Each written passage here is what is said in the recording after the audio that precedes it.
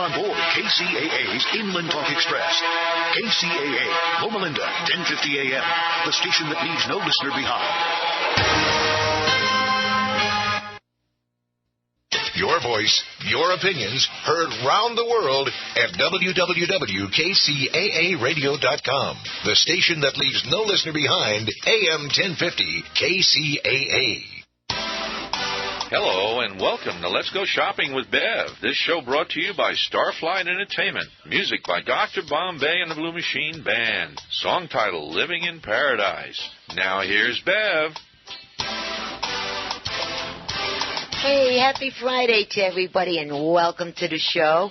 And this weekend, if you were reading the Post, there is so much going on this weekend for the whole family. And so get up tomorrow morning, have a good breakfast, a bowl of Wheaties or Cheerios or something, and get the children dressed in comfortable shoes and play clothes. And one of the things that you all can do is up in Yucaipa, yes, lovely Yucaipa, my neck of the woods, they are having the Autumn Fest. And in a few minutes we are going to be talking to Robert, and he is the event chair planner for this event. Really cool guy, and we're going to be talking to him in a few seconds. And matter of fact, Joey, I see the light flash it. Could you tell me who's there, please? Oh, yeah, I got Robert. Oh, good. All right. He's on line 11. Here we go. All right. Now? Okay. Hey, Robert, how you doing? Good. Thanks for having me again. You're quite welcome, and I know you're absolutely extremely busy over there, and thank you for giving us a couple of more minutes with you. And as you was just hearing, I was talking about the festival. And could you please tell everybody what's on tonight? Well, tonight is the first evening of the Autumn Festival. Again, it was formerly called Oktoberfest last year, and the lineup this evening includes a classic car show, starting at 6 o'clock, as well as vendors and games, a fun zone for kids, live entertainment by Band of Brothers, and some costume contests and trick-or-treating for the Halloween season. That sounds like so much fun. It is. Yeah, and then tomorrow, of course, on Saturday, I and my team will be with you, and we're going to be doing some call-outs from the location into the station to all of our listeners. So be prepared. I'm the short one, and I have a whole lot of candy to bring. Great. Okay?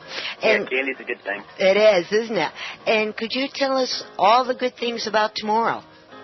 Sure. Tomorrow's got a full lineup, a full menu of activities for families to enjoy, including more vendors, a kids zone again, jumpers, live music by the Chris Lozano and the Dixie Playboys, who are regulars down at the Branding Iron. Mm-hmm. And then in addition, there's also Lights, the Journey Tribute Band, who's going to be headlining the evening.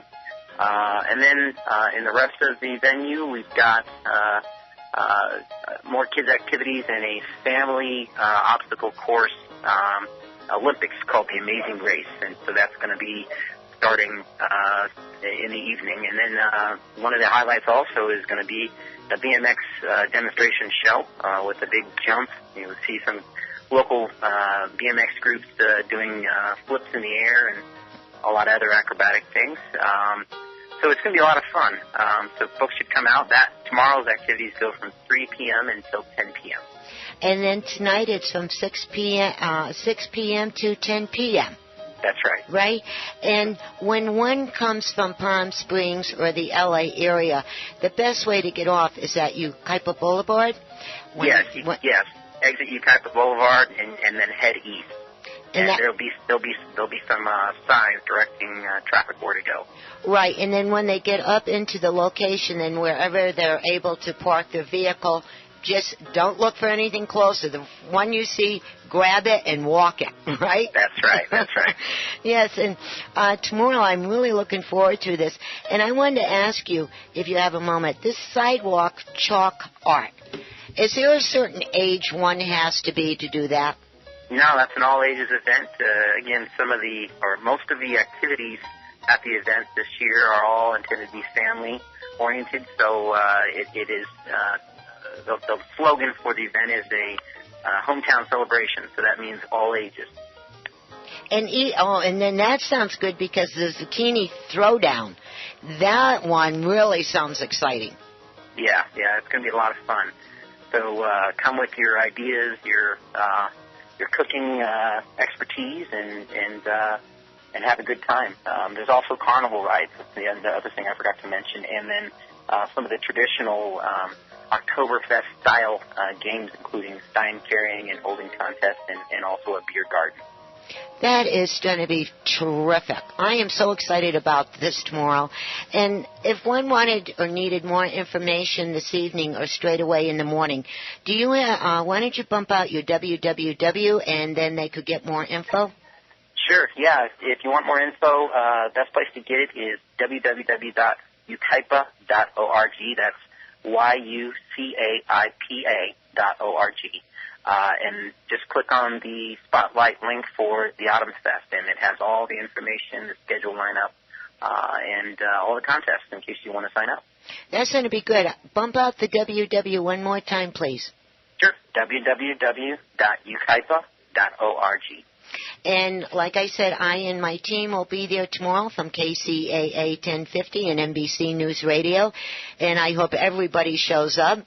And it's going to be a blast. Yeah, well, absolutely. We're looking forward to it. And the other good thing is all the vendors that you have, and you have a lot of food vendors up there, too. Oh, yeah, plenty of food and merchandise vendors. So come ready to buy your wares and get a little piece of Yucaipa to take home. That sounds terrific. Well, Robert, thank you so much for your time, and I will be talking to everybody tomorrow. Great. Thank you, Beth. You're welcome. Bye-bye. That is so cool. That is so cool. And this is the second one that they have done. And it was nice. Last year, for the first time, they really, really blew it out of the water. This one, I'm going, oh, yeah. Let's get down there. I want to throw the zucchini throwdown. What it is you have zucchini, and you can cut it up in different shapes, like a pumpkin and whatever, and then whoever is picked wins a prize. Yeah, so that's pretty cool. And I guess at the end of it, you can take it home. You know, how you cook that after it's all carved, I don't know, but you'll figure it out, right? Okay, and also, dun-dun-dun-dun-dun-dun, we have the three gentlemen in the house from Designing Air, and I want everybody in the country and the world to have your pencil and paper ready because this information... Hey, Bev, let's say the name of their company again. Designer Air. One more time. Designer Air. Not at all. Hey, that's what he said on here. Ah. Look at their shirts. Oh, jeez. All right, that's my bleep and blunder for the day, boys and girls. Okay. All right, gentlemen, Paul, I talked to you first. Please mention the name of your company. We are Design Air and Heating. Okay, and I was saying designing. Okay, there's my bleep and blunder, everybody. You got me. Would you consider changing your name? No. No, I was thinking of all the food and the candy and everything. We're almost into Halloween here. All right, now, Paul, let's start with you. Would you tell us the beginning of your story, the whens and the whys? Sure. We started our company in 2001. It was just my wife and I. And slowly over the years progressed to we have about eight people in our company now. And my daughter runs the company completely, and my wife. The son-in-law works for us, and we've had some long-term technicians that have been with us 7 years now. And take a lot of pride in our business. Customers always come first. Take care of them. Mm-hmm. Now, when you came up with the idea, how did you come up with the idea to start this company? I was stationed in the military, March Air Force Base, when I was 17 years old, and I was in air conditioning heating, and did that for a few years afterwards, quite a few years, and then was with the company for about 4 years, and I was running the HVAC side of their company, which is their heating, air conditioning, ventilation side, and they were paying me quite a bit of money, and I realized that So they were paying me so much money, I must know what I'm doing. So at that point, I decided to go ahead and just start my own company, and then we did. And it just took off from there. And we've been going strong ever since. Had no slowdowns at all. We've had a lot of help this last year from Riverside County, the HERO program. And that's what we're really here to talk about today. All right. And then also, thank you, Paul. Now, Jarrett, it's your turn. Would you please explain to everybody about the program, and let's get into that and get right up to your mic behind. Sure, I'd be happy to. So I'm actually one of the account managers for the HERO program, which as of 2 weeks ago, Monday, is now allowed to be offered in San Bernardino County in addition to Western Riverside County. So we're very happy about that achievement. You should be. As it would seem is the rest of San Bernardino County. We've had an overwhelming response to the availability to them for the program. And basically what it does is it affords homeowners the luxury of being able to now effectively get energy efficient or water efficient home improvements done to their home. And they can qualify for these with no FICO requirement, no job or income verification.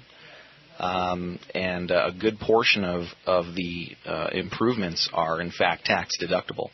So it's a pretty amazing program. Now, when you talk about the program and when it first got started, whose idea was it to start this program, and how did you get it launched? Oh, that's a 4-hour conversation there, Bev. Well, then we're going to have to keep on coming back, right? So the original idea was actually started by a couple of extremely intelligent guys out of UC Berkeley, and obviously the public knows that anybody who attends an institution like that definitely has a brain on them, right? And so they were trying to figure out a way to effectively, make a little bit of money, but at the same time kind of stimulate the economy given what's happened. And they put in place this program that has benefits that are, an option for, roughly 60 to 70% of everybody that applies for it. And it's done wonders as far as creating jobs, helping homeowners where they, originally would have had no other option to get, new HVAC or roofing or, anything energy efficient, right? And for me, it's very rewarding because I really feel like one job at a time we are, rebuilding California's infrastructure. And that's good because it needs the help. Yep. It really does. I agree. Now, earlier when we were talking, and you were talking about the program. Now, with this time of year coming, what is the one thing that people need to do immediately?